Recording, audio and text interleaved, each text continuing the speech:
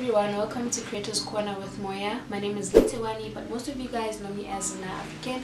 Today I'll be sharing some tips on how to start a creative agency, how to manage creatives in your creative agency, and why a centralized money management tool like Moya Money is a must-have. I'll start by sharing tips on how to start a creative agency. The first thing that you want to do is name your agency. The same way you name a baby, the same way you name a cat, your agency also has to have a name, and the name must also communicate your brand values or your business goals or your vision or mission. Just the name has to be able to tell a story about your creative agency before we go as far as clicking on your website or checking out your social media pages. Once you've named your agency, it is important to also figure out what services that you're offering.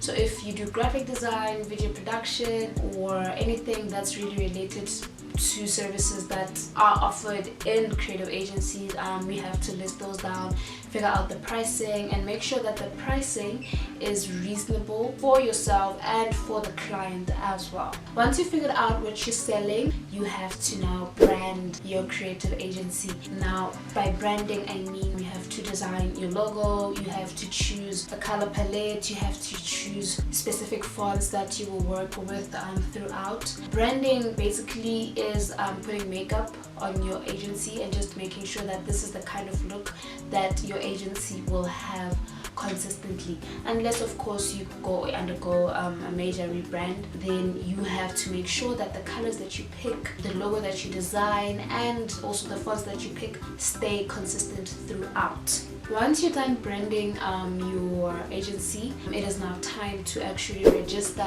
your company with the CIPC. Registering a company with the CIPC is important because it saves you from intellectual property poachers, and it also helps you with regards to funding. Most institutions, most funders or investors even are more comfortable working with companies or brands that are like legally recognized or recognized by the government as operational businesses. So if you're really passionate about running a creative agency, one of the things that I would truly advise you to do is register your company with the CIPC. And once you're done doing that, now it is time to actually choose a bank that works for you.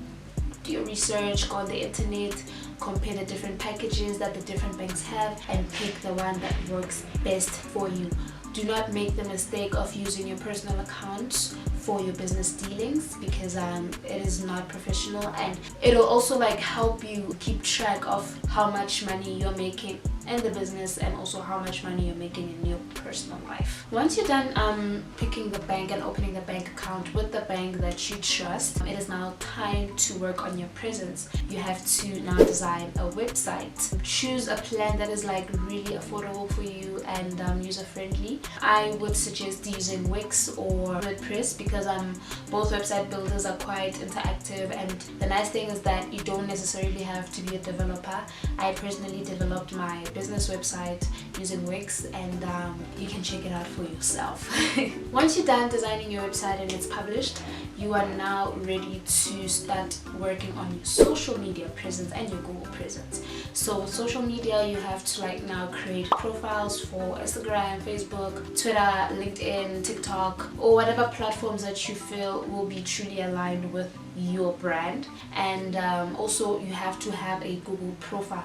A Google profile helps you get discovered. If someone is searching for your company on Google, then your company can easily pop up. You can do that through Wix, or you can just really do that through Google. Whatever works for you. They will just have to verify your address. If you have an office space, you can use that address so that it's also found on Google. Or if you'll be working from home, that's also okay. You can still have a Google profile and use your home address as your business address, just so that you are able to have a business profile. Now, once you're done setting up your social media and Google profiles, you now have to consider how you will market your business. Now, I would really advise that you put aside some money for digital marketing, because it is one of the most effective ways to really develop a footprint in your area and to also find people outside of your friends and family who are supporting your business, maybe by liking your page or subscribing to your mail list.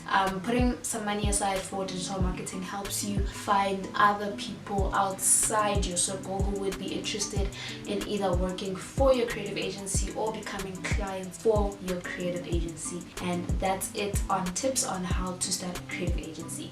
Once you figured that out, this is what you need to consider when managing creatives who will now be working for your creative agency. Number one, you need to make sure that you have leadership qualities.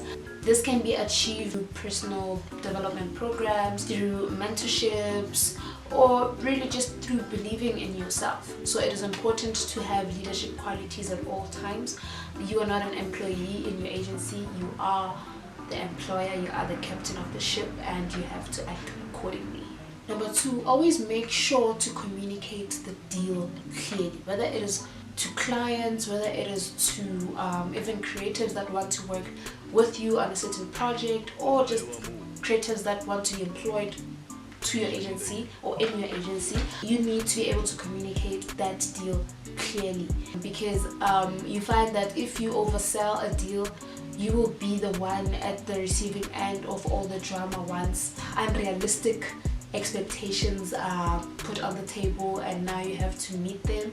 So it is important to really just communicate the deal clearly from the get-go to save yourself from any miscommunication and any unrealistic expectations that you know you cannot reach, or that your client or the creative cannot reach. And the last one, you always have to put in more work than the creatives that are working with you or for you in your creative agency. Now, as much as you hire maybe someone else to handle photography, it is important that you oversee all aspects, the small details, the huge details, concepts. You have to approve or disapprove concepts to suit your client's needs, because at the end of the day, the client will communicate with you. The client will not say a specific creative from Unfiltered Media House, for example, did not meet up to my expectations. The client will say Unfiltered Media House did not meet up to my expectations, or that owner at Unfiltered Media House doesn't know what she's doing. So it is important to really just put in more work than your creatives, oversee every small and big aspect, every small and big detail. That will help you really just have a clear sense of what you're working with, and it will also help you when it is time to truly account for anything that might transpire within the project. Once these 3 points are figured out, you will find so much joy in running a business that has a lasting impact on people, a lasting impact on clients, and also a lasting impact on yourself and your creatives. To be able to keep track of your finances now that your company is up and running and your creatives are manageable now, you will need a centralized money management tool like Moya to help you stay afloat or keep track of your finances. I use it to track projects, send invoices to clients, and also just keep track of the income and the expenditure, basically the cash flow of the creative agency as a whole. Press the link in the description and sign up to kickstart your financial tracking goals today. If you enjoyed this video, remember to like, comment, and share with other creatives who may find the information in this video very helpful. Remember to also hit the subscribe button for more awesome tips on how to really take your freelancing or creative career to the next level. Now that's it for today's episode. I'll be seeing you